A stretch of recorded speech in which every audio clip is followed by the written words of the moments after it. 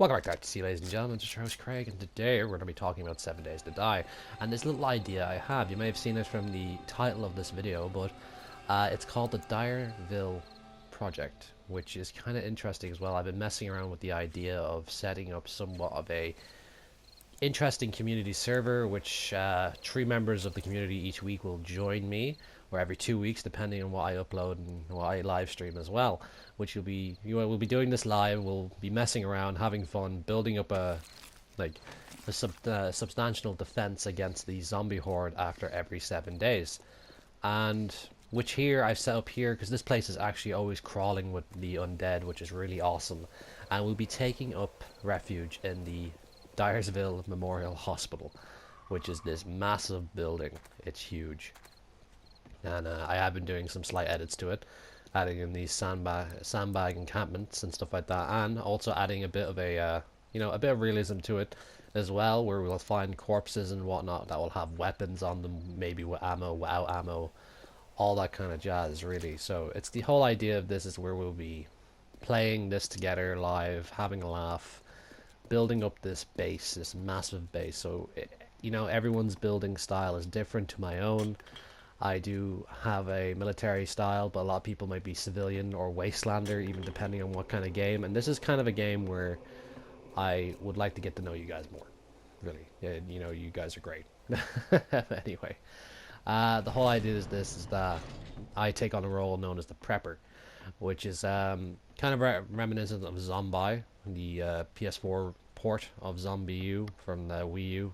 It was an okay game, but I did like the idea of the Prepper being as a main character and whatnot. One of the main characters, apologies. But the whole idea is we prep up here and get ready to fight the onslaught. We'll explore different towns up to the point of where if someone's killed near the end of the 7 days, a new person will take their place and whatnot. So we'll have a whole idea of having the sense that they're always going to be there or not there and whatnot. So basically this hospital is actually fantastic. I found all the stairs and whatnot, and I'm showing off an example how this could work over time and so on and so forth, and how we would build up our supplies, our weapons, our food, and how to self-sustain this place and defend it properly, building up defenses and whatnot, and even building let's say barbed wire traps and minefields, and you have access to a vehicle known as the mini bike, which is quite cool. But the whole sense that this is kind of like a zombie apocalypse game. It's post-apocalyptic, wherever it is. I believe it's in Arizona, along that side of the things, and we're pretty much in an abandoned base which was protected, but an abandoned town which was protected by let's say the U.S. Army. And they've long abandoned it as well. A lot of casualties, a lot of zombies in the town. We have the whole sense of idea that they were once here. And, it would make an interesting community build that we all join in on. Like, you guys have been absolutely fantastic, and this is another way of me giving back to you as well. I'd love a load of you guys to join in with me. It's a shame it's only 4-player co-op. Its PC counterpart has a lot of more. You can have a lot more people playing at once. I just hope that we can work some weird schedule out that we can all enjoy it. But anyway, regarding that, that's pretty much it for the moment.